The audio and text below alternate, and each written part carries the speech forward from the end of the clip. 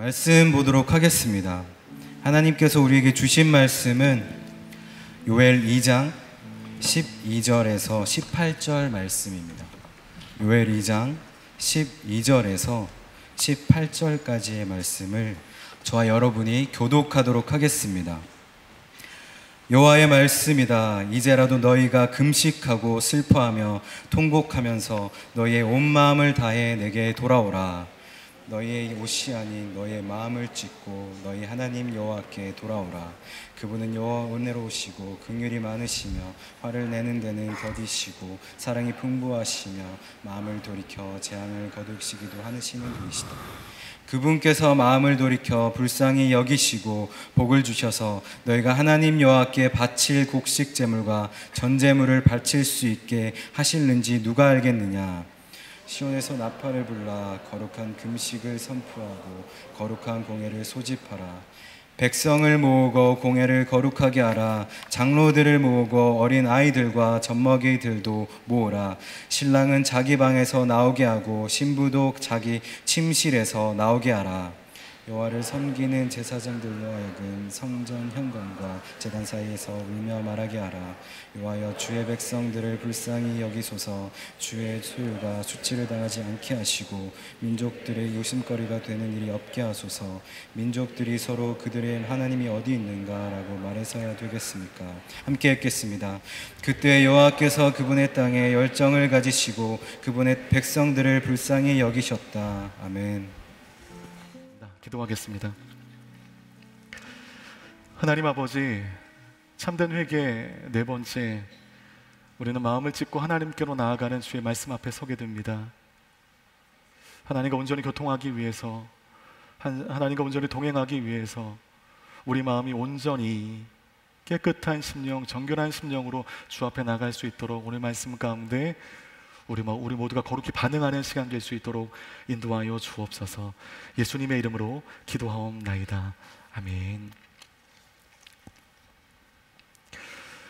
어느 시대에 있었던 한 사건이 그 사건 자체로만 머물지 않고 시대에 흐르는 이 정신적인 판도를 뒤바꿔버린 역사적인 예는 적지 않습니다.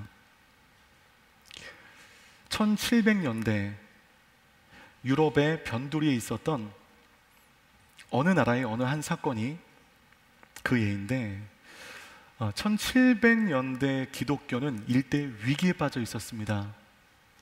계몽주의와 이성주의 철학이 온 유럽을 뒤덮을 때였습니다. 당시 유럽의 사람들은 그 이즘에 따라 이해한 것만 믿으려고 했습니다. 이성적으로 납득되지 않으면 믿으려 하지 않았습니다. 납득이 안 되는 것을 믿는 것을 부끄럽게 생각했습니다. 그런 그들 앞에 여러분, 홍해가 갈라진 얘기, 여리고가 무너진 얘기, 예수 그리스도께서 죽었다가 살아나신 얘기, 이 얘기는 도저히 믿을 수 없는 이야기로 치부가 된 것입니다. 이런 기조 속에 점점 기독교는 점점 영향력을 잃어버렸고, 당시 힘겹게 예수 믿던 사람들은 그러한 풍조 속에 나도 모르게 신앙의 힘을 잃어버리고 그들의 신앙은 점점 종교 활동이 되어버린 때가 1700년대였습니다. 그 당시 기독교는 여전히 기독교였고 여전히 주일날 예배는 진행이 되었지만 기독교는 실상 거대한 사상적 위기에 봉착해 있었고, 많은 사람들이 점점 하나님의 곁을 떠나면서 지금 내가 사는 삶을 우선시하며 내가 쌓은 지식에 머물고 내가 옳다라고 하는 그 이성적인 사고 안에 갇혀 살아가게 됩니다. 그 당시 유럽의 변두리였던 이 포르투갈이라고 하는 이 나라의 수도 리스본에 인구가 25만이었는데요. 그 중에 10분의 1인 2만 5천 명이 종교인이었다고 합니다. 여러분, 이 수치가 의미가 있는 것은 고등 종교가 진리에서 완전히 벗어나 타락하기 시작할 때 나타나는 일반적인 현상은 종교인의 급증이기 때문입니다. 종교는 기본적으로 자기를 부인하는 여정입니다. 어느 종교이든지 그 종교의 기조 속에는 나를 부인하는 이것이 들어 있습니다. 자기 부인은 여러분 굉장히 고통스럽고 어려운 과정입니다. 목사인 저도 이 자기 부인이 너무너무 어렵습니다. 나의 교만이, 나의 자아가 순간순간 발현되어서 사람과의 관계가 어려워지게 되고 사역이 어려워지는 때가 왕왕 있습니다. 때문에 그 과정을 걸어야 하는 종교인이 되려는 일에 사람들이 모일 리가 없기 때문입니다. 그런데 이 종교인들이 급증한다? 그 도시 인구의 10분의 1이 종교인이다? 그럼 이것은요, 그 종교 안에 자기 부인이 없어졌거나 약해졌다는 것을 의미합니다. 다시 말해, 이 현상은 성직 자체가 모든 사람들이 탐내는 세속적인 직업으로 변질되었다는 의미이기 때문입니다. 고려 말 불교가 변질되었을 때 스님의 수가 인구의 10분의 1이었다고 합니다. 당시 리스본의 종교적 상황이 얼마나 총체적인 난국에 빠져 있는지를 보여주는 대목입니다. 카톨릭의 중요한 절기인 만성절을 맞아 리스본 인구의 대부분이 성당, 교회에 모여 있게 되었습니다. 1755년 11월 1일 만성절, 리스본 전역에 굉음과 함께 엄청난 대지진이 일어나게 됩니다. 그 지진으로 리스본 거의 전부가 폐허가 되어버렸습니다. 지진의 피해도 컸지만 그 지진으로 인하여 곧 리스본을 덮친 높이 7m의 엄청난 지진의 일, 쓰나미로 인하여 리스본은 그야말로 쑥대밭이 되었고 거리거리마다 피가 강물처럼 흘렀으며 확인된 것만 5에서 6만 명이 죽은 대참사가 1755년 11월 1일 리스본에서 있게 됩니다. 역사적인 참사입니다. 하지만 이 참사는 사건으로만 머물지 않았습니다.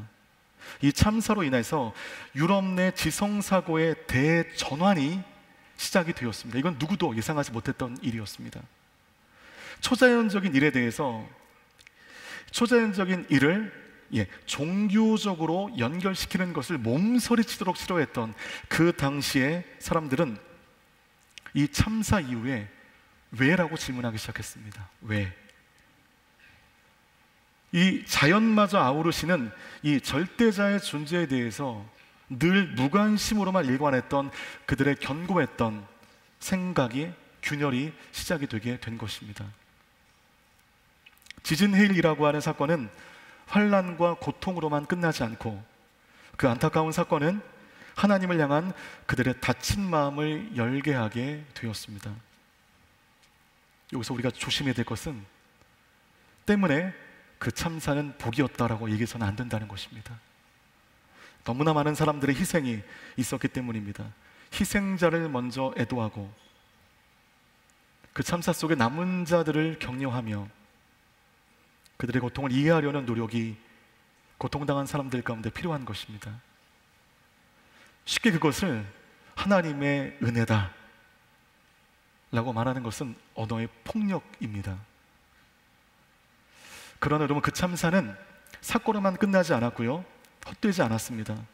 유럽의 전역을 휩쓸었던, 하나님을 반대했던 악한 사상 속에 있었던 사람들이 하나님에 대한 거룩한 의문과 거룩한 고민 속에 하나님께 돌아오는 기회가 제공되어졌기 때문입니다.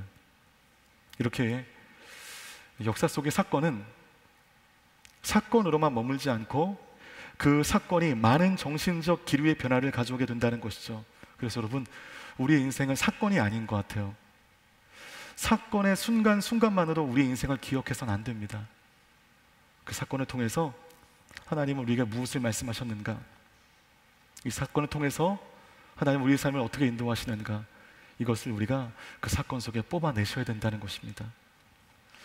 요엘서는 리스본의 그 지진 해일 사건처럼 당시 유대 땅을 덮쳤던 어느 사건으로 인하여 쓰여지게 됩니다.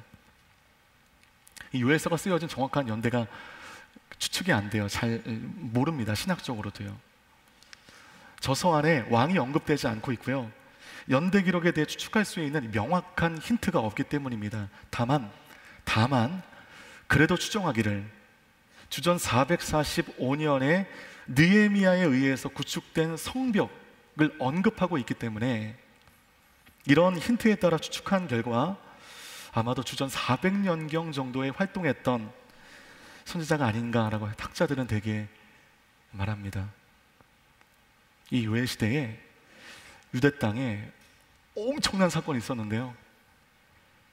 메뚜기 떼 사건이었습니다. 메뚜기 떼 사건. 중동 땅에서 메뚜기 떼를 경험하신 분의 제가 간증을 읽어본 기억이 있는데 한번 이미지를 열어주시겠어요? 메뚜기 떼가 얼마나 극렬하고 얼마나 무서운지 마치 하나님의 재앙이 시작된 것 같은 느낌이었다라는 글귀가 인상적이었습니다. 우리는 이 메뚜기 떼를 경험해보지 못했기 때문에 이거에 대한 충격을 몰라요. 한국 땅에 메뚜기 떼가 있었던 사건을 제가 못 들어본 것 같은데 중동 땅에서는 왕왕 이것이 있게 됩니다. 무섭습니다. 두렵다는 것이죠. 또 하나 열어주시고요. 네, 하늘이 잘 안 보이는데 검은색으로 뒤덮여버리는 겁니다. 메뚜기도 요만한 게 아니고요. 그 다음 이미지를 열어주시면 이렇게 큰 메뚜기 떼가 하늘을 뒤덮는 것입니다. 네, 빨리 닫아주십시오. 우리 자매들이 힘들어하니까. 네. 메뚜기 떼가 얼마나 극렬하고 얼마나 무서운지 마치 하나님의 재앙이 시작된 것 같은 그런 느낌. 을중정 정도의 이런 메뚜기 떼의 참혹한 공격이 그 당시 요엘 시대에 유대 땅에 있었다는 것입니다. 이 메뚜기 떼는 두 가지 의미인데요. 첫 번째는 실제적인 현상으로서의 의미입니다. 메뚜기 떼입니다. 메뚜기 떼. 고대 팔레스타인 지역에서는 많은 메뚜기 떼가 푸른 곡식들을 다 먹어치웠습니다. 그 땅은 이 농경이 잘 안 되는 곳이어서 힘겹게 곡식을 재배하면 그 곡식들을 메뚜기 떼가 지나가면 그냥 다 먹어치워버리는 것입니다. 그래서 메뚜기 떼의 출현은 그 지역의 극심한 기근으로 자연스럽게 이어졌다는 것입니다. 두 번째 메뚜기 떼의 사건은요, 이게 좀 풍요적인 의미인데요, 이 메뚜기 떼를 직관적으로 해석하지 않고 풍요적, 이 메뚜기 떼를 북방의 거대한 군대, 아수르, 바벨론 등 이스라엘의 위협이 되었던 이 북방의 거대한 이 국가로 인식하는 것입니다. 그러나 복음적 시각으로는요, 이 메뚜기 떼를 있는 그대로 그냥 메뚜기 떼로 인식을 해야 된다는 것입니다. 그 당시에 메뚜기 떼가 있었습니다. 그 모든 땅을 황폐하게 만들었습니다.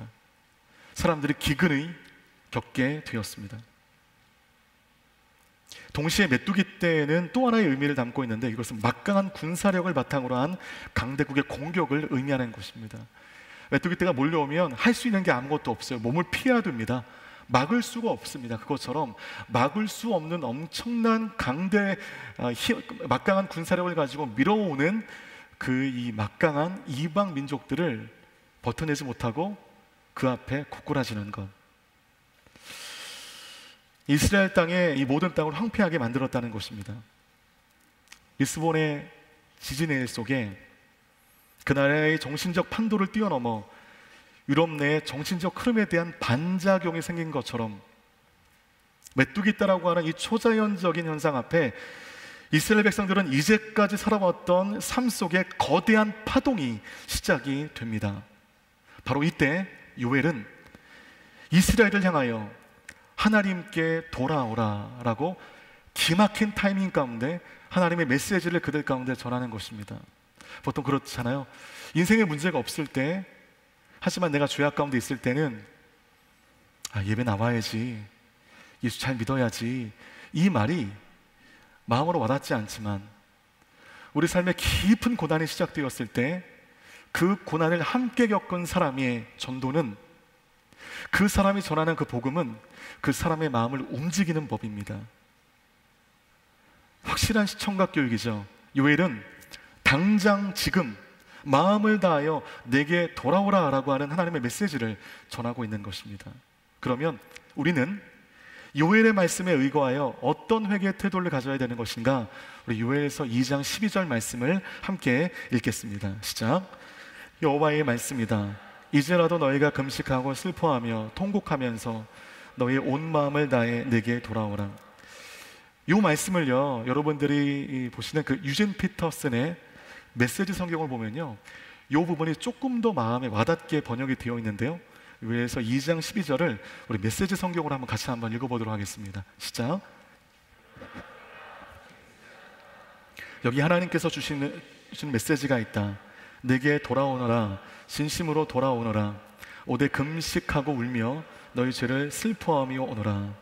참 메시지상의 번역이 흡입력이 좀 있습니다. 아직 늦지 않았다는 것이죠. 우리의 죄악이 견고한 성을 이루어 이제는 아무런 자괴감 없이 죄를 짓고 죄를 지어도 일말의 양심의 가책도 없이 딱딱하게 굳어버린 내 마음이라 할지라도 아직 늦지 않았다는 것입니다. 내가 내 상태를 보니까 나는 늦은 것 같은데 하나님은 늦지 않았다고 말씀하시는 거예요. 그렇다면 늦지 않았다고 하는 그 근거는 어디서 오는 것인가? 하나님은 왜 나는 늦었다고 생각하는데 나를 향하여 늦지 않았다고 명확하게 말씀하시는 것일까? 우리에게 그 두 가지를 요구하시기 때문입니다. 첫 번째, 이 말씀 보면 우리에게 원하시는 것은 금식입니다. 회개하는 자가 그 마음을 찢고 하나님께 나오는 그 중요한 방법 가운데 하나가 금식이라는 것입니다. 금식 다 해보셨을 텐데 금식은 고통입니다.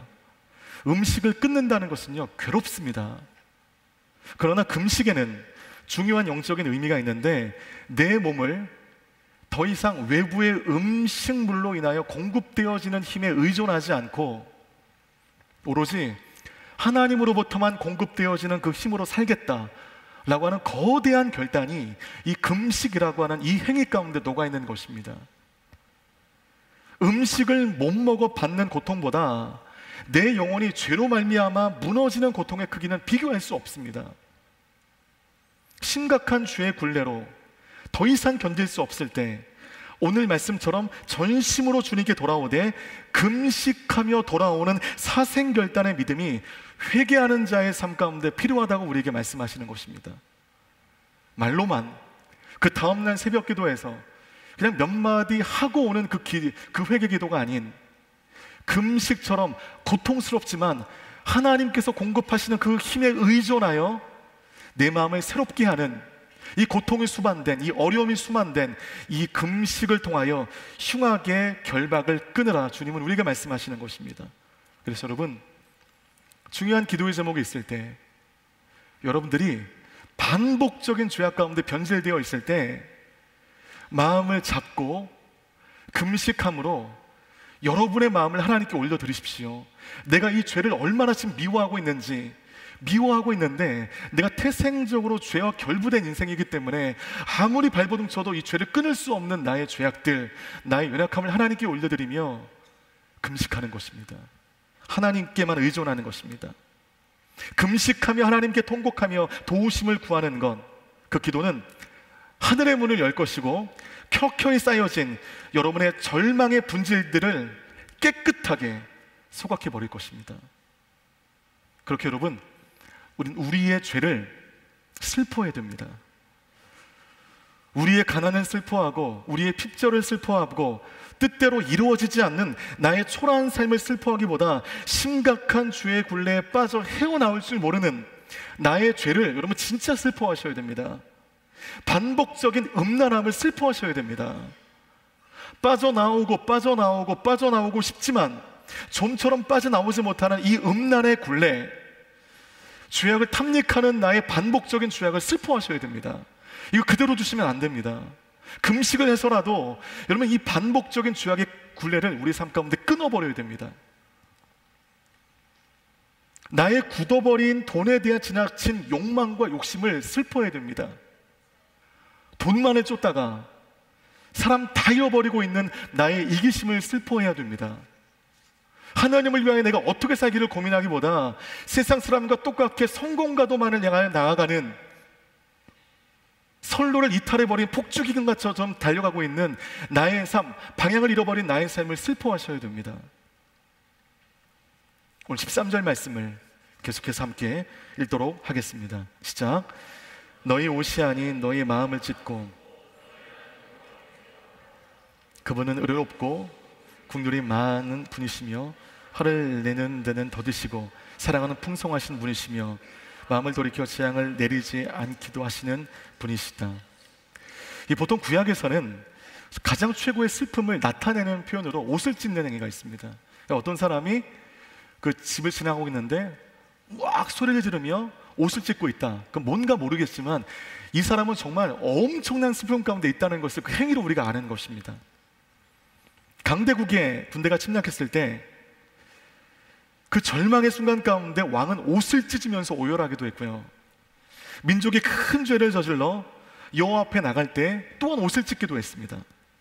옷을 찢는 행위는 굉장히 강한 절망의 상태를 보여주는 행위인 것입니다.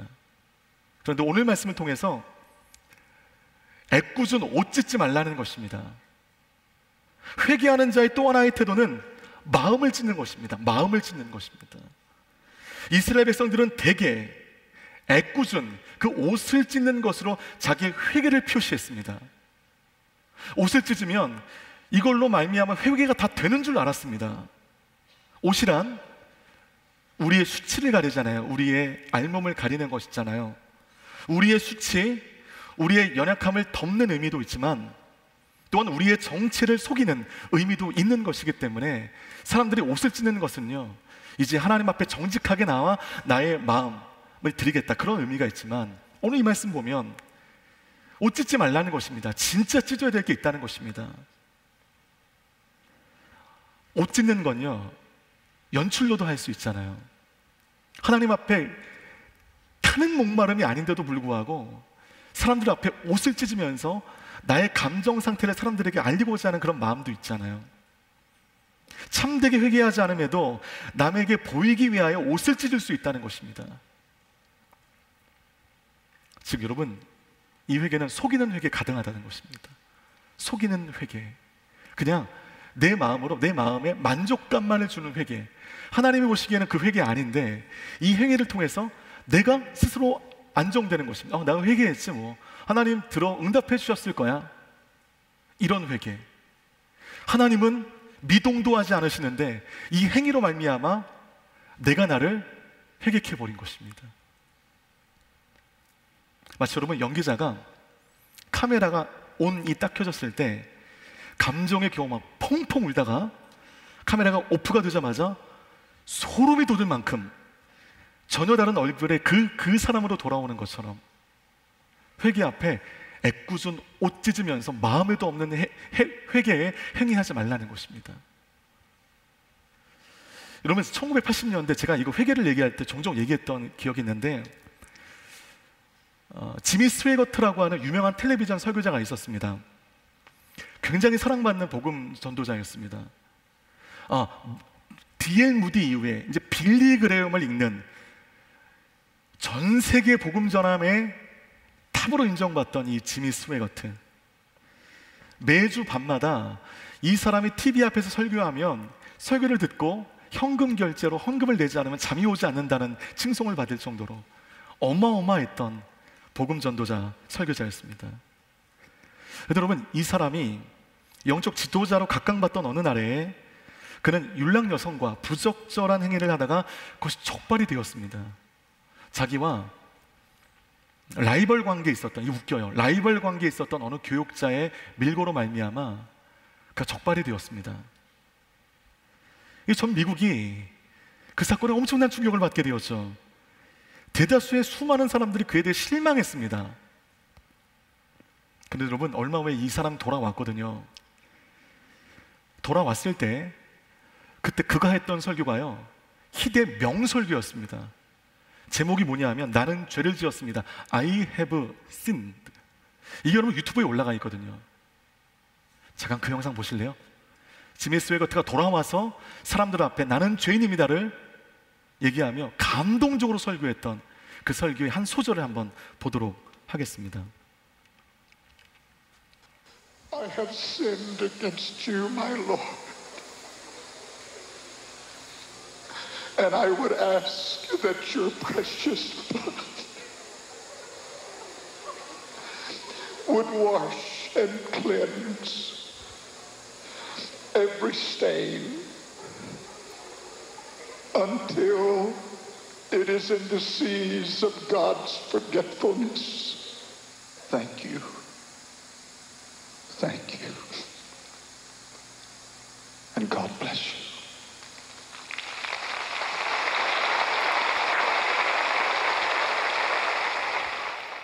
명설교였어요.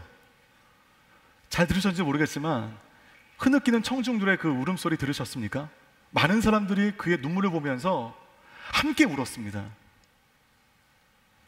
그래서 그를 용서했습니다. 이 멋진 설교는, 이 명설교는 그의 복귀를 알리는 신호탄이었고, 그 지미 스베거트는 화려하게 복귀하게 됩니다. 근데 이 영상이 참 안타까운 영상으로 남는 것은, 그가 그렇게 돌아와 하나님의 온전한 통로로 사용받았다고 한다면 좋았을 텐데, 3년 뒤에 신호 위반을 한 적발되어진 그의 차 조수석에 또다시 성매매를 하는 여성이 있었고, 그 일로 인하여 그는 TV 속에서 완전히 사라지게 됩니다. 그 눈물이 뭐냐는 거죠. 나는 죄인입니다라고 외쳤던 그의 고백은 뭐였냐는 것입니다. 네, 그때 이제 그런데 그 후가 문제였는데, 이 화려한 복귀의 신호탄이 되었던 그의 명설교 I have sinned는요, 사탄 음악의 대부인 오지 오스본이 똑같은 제목으로 사탄 음악을 만들게 됩니다. I have sinned라고 하는 이 제목의 사탄 음악을 만들어서 이 음악은요, 예수 그리스도와 기독교와 복음을 조롱하는 노래로 만들어지게 됩니다. 마음을 찢지 않고, 이후에 자기 십자가를 지지 않고 옷만 찢은 자의 마음에도 없는 회개의 끝을 우리는 안타깝게 볼 수 있습니다. 그 조작된 회개는 스스로의 명성과 오점을 남김과 동시에 하나님의 영광을 짓밟게 되는 안타까운 일을 가져오게 된 것입니다. 여러분, 옷을 찢지 말고 우리의 마음을 찢으라는 것이 바로 이런 의미입니다. 마음에도 없는 회개, 연출된 회개, 이것을 통해서 종교 행위로 일관하지 말고, 여러분들이 여러분 삶의 죄가 경험되어졌다면, 발견되어졌다면, 이 죄악의 굴레에 갇혀있는 여러분들이 발견되어진다면 옷 찢지 말라는 것입니다. 마음 찢으라는 것입니다. 금식을 하든 뭘 하든 내가 이 죄악 가운데 벗어나겠다고 하는 그 마음을 하나님께 올려드리라는 것입니다. 사람들 앞에 나와서 눈물 흘리면서 무릎 꿇고 나는 죄인, 이거 할 필요 없다는 것입니다. 마음 없는 회개, 연출된 회개, 종교 행위로서의 회개, 그 회개는 사람들의 감정을 자극하여 눈물은 흘리게 했지만 그 자신을 구원하지 못했다는 것입니다. 금식 기도를 위해서 기도원에 간 어느 사람이 아름다운 기도원의 전경과 함께 작은 방에 성경과 텀블러를 기가 막힌 각도에서 이렇게 찍어놓고 그걸 SNS에 올려서 한 줄의 글을 올렸습니다. 코람데오, 고통 그리고 희망. 제가 기겁했습니다. 금식하며 올라간 그 자리에 기가 막힌 각도의 사건을 찔러놓고 코람데오를 외치다니, 고통과 희망이라고 하는 문구를 쓰다니, 제가 마음으로 욕했습니다. 너 말짱 도루묵이다. 네가 은혜 받고 내려오면 손에 여러분, 우리의 신앙생활이 이러지 않았으면 좋겠어요.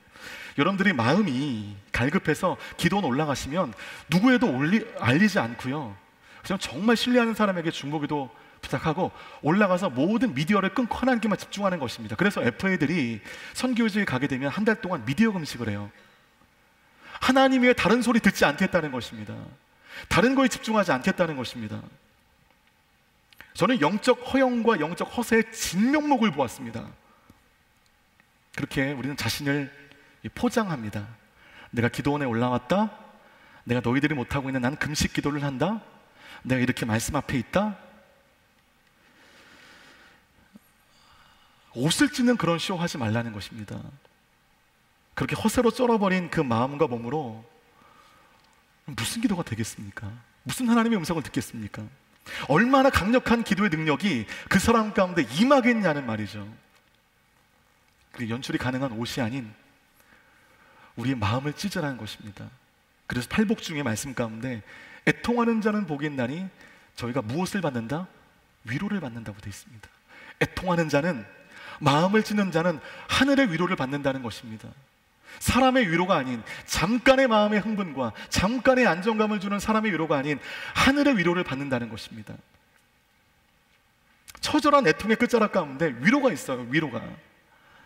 하나님 앞에서 울면 하나님의 위로가 있습니다. 사람의 위로를 구하지 말고 사람들에게 보이기 위한 종교 행위로서의 행위로 일관하지 말고, 여러분 모두 고난의 날에 위로자 되시는 우리 하나님 앞에서 하나님의 권능을 간구하며 여러분의 지금의 어려움을 돌파하라는 것입니다. 이것이 우리 마음을 찢으라는 것입니다. 우리 이제까지 옷만 찢어왔습니다. 종교 행위로서의 그 행위만으로 내가 회개가 되었다고 나는 믿었습니다. 아니요, 그렇지 않아요. 회개가 되었다고 한다면 우리는 왜 매일 똑같은 죄악 가운데 빠집니까? 회개가 되었다고 한다면 우리는 왜 아직까지 그 고통의 문제 가운데 벗어나지 못하고 같은 죄악 가운데 머물러 있습니까? 우리 유에서 우리 2장 14절 말씀 함께 읽겠습니다. 시작. 그분께서 마음을 돌이켜 불쌍히 여기시고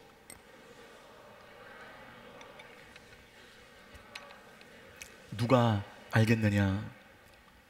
주님께서 불쌍히 여기시면 사복음서 가운데 예외 없이 기적이 일어나게 되었습니다. 예수님께서 불쌍하게 보시는 사람들마다 100% 기적이 일어났습니다. 불쌍히 여김을 받은 소경이 눈을 떴습니다. 불쌍히 여김을 받은 안진뱅이가 일어났습니다. 불쌍히 여김을 받은 죽은 자가 살아났습니다. 세상에서는 불쌍히 여김 받는 것이 수치이고 몸열이죠. 치욕입니다. 불쌍히 여김을 받지 않기 위해서라도 우리 열심히 살아야 되고요. 저는 제 두 아들이 세상 속의 사람들 가운데 불쌍히 여김을 받지 않았으면 좋겠습니다. 그러나 세상에서 불쌍히 여기는 것은 모욕 중에 모욕이지만, 그러나 우리 하나님께 불쌍히 여김을 받는다는 것은 복 중에 복인 줄 믿습니다. 하나님께 불쌍히 여김을 받는 순간 내 삶에 기적이 시작된 예를 사복음서 가운데 우리는 얼마든지 발견할 수 있습니다. 저는 여러분 모두가 우리 하나님께 불쌍히 여김을 받는 그런 은혜가 있게 되기를 주님의 이름으로 축복합니다. 옷이 아닌 내 마음을 찢고 정직하고 진실한 마음으로 내가 죄인인 것을 통회하는 모든 사람들마다 기적이 일어나는 것이죠. 불쌍히 여김을 받는 은혜가 시작이 되는 것입니다. 그러므로 하나님 앞에 정직하셔야 됩니다. 하나님 앞에 우리는 겸손하셔야 됩니다. 오늘 14절 말씀 보면 곡식 제물과 전제물을 바칠 수 있게 하실는지 누가 알겠느냐, 이 문구가 있는데요. 곡식 제물은 개역 개정의 말씀을 보면 소제라고 부르는 제사이고, 전제물은 포도주를 사용하는 제사로 개역 개정에서는 전제라고 불려지는 제사입니다. 소제와 전제를 회복하게 하신다는 것은 제사를 통한 예배를 회복하게 하신다는 것뿐만 아니라 제사를 드리기 위하여 곡식이 필요하거든요. 곡식물이든 포도주든 필요하거든요. 그 제사에 필요한 곡물과 포도주의 생산을 허락하시고 이스라엘 가운데 풍성히 그것을 공급하시겠다는 번영의 의미가 이 말씀 앞에 담겨져 있는 것입니다. 곡물이 넉넉해야만 소재가 가능하고, 포도가 넉넉히 재배가 되어서 포도주가 있어야만 전제가 가능합니다. 곡식제물과 전제물을 바칠 수 있게 하실는지 누가 알겠느냐. 끊어져 버린 너의 삶의 풍성함으로 하나님께서 은혜를 주시지 않겠느냐. 여러분, 기근이 있게 되면 소제와 전제를 드리기 어렵습니다. 다시 말해 회개는 내 마음의 회복뿐만 아니라 진정한 온전한 회개는 내 생활과 나의 삶의 회복 또한 가져온다는 것이 오늘 14절 가운데 담겨져 있는 하나님의 메시지입니다. 그런 회개는 내 생활과 나의 삶의 윤택함을 위해서 하는 것은 절대로 아니죠. 하나님과의 온전한 교통을 위해서, 바른 길을 가기 위해서 우리가 하나님 앞에 하는 것입니다. 회개하면서 내가 대가를 바랄 수 없어요. 하나님, 내가 회개하면 뭐 해주시겠습니까? 하나님, 내가 회개했습니다, 이것 주십시오. 우리가 이럴 수 없습니다. 이건 말도 안 되는 겁니다. 회개는 내가 살기 위해서 하는 것이죠. 사람들에게 보이기 위해서 하는 것도 아닙니다. 인정받기 위해서 하는 것도 아닙니다. 나는 믿음의 깊이가 깊은 사람이야, 이것을 피하기 위해서 하는 것도 아닙니다.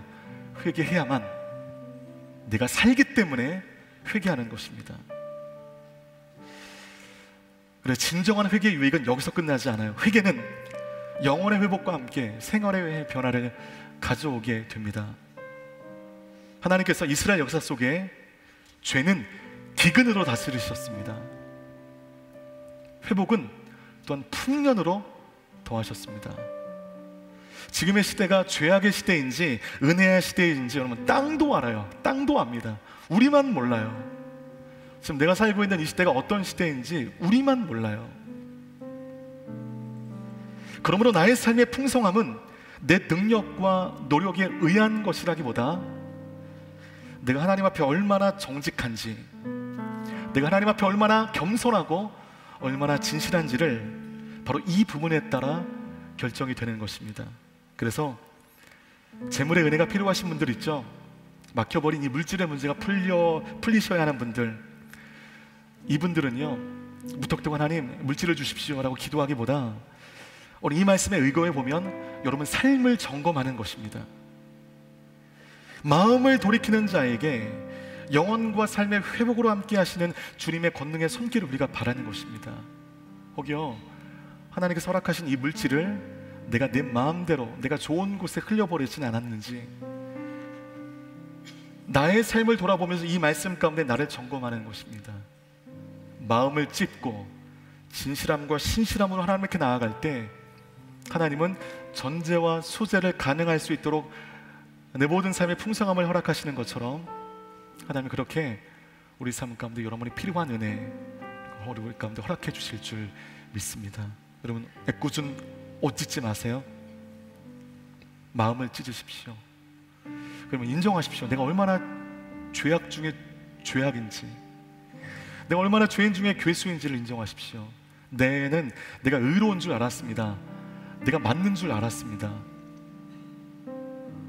그냥 내가 하는 행동들이 그냥 예수를 닮아가는 삶인 줄 알았습니다. 지나친 착각이었습니다. 나는 그냥 있으면 나는 죄악으로 빠질 수밖에 없는, 나는 철저히 죄악 중에 무너져버린 죄인인 것을 고백할 때 그 고백의 끝자락 가운데, 그렇게 마음을 찢는 그 고백의 끝자락 가운데 하나님의 위로가 있을 줄 믿습니다. 우리 그 마음으로 이 시간 함께 기도하며 나가시겠습니다. 그래서 여러분, 오늘 우리의 회개는 옷을 찢는 것이 아니라 마음을 찢는 것입니다. 머릿속에 이해되어진 종교 행위로서의 회개가 아니라 나의 잘못과 나의 죄악을 통렬하게 반성하며 십자가 앞에 서는 그 회개가 우리 가운데 필요합니다. 하나님 아버지, 이제까지 나는 애꿎은 옷만 찢었습니다. 기도만 하면 회개가 되는 줄 알았습니다. 그 다음날 새벽 기도만 나가면 자연적으로 나의 삶은 리셋이 되고 회복되는 줄 알았습니다. 그래서 이제껏 나의 마음을 찢는 기도는 없었습니다. 오늘 그 회복의 은혜를 간구하며 우리 모두가 우리의 마음을 찢으며 십자가 앞에 나아가게 하여 주옵소서.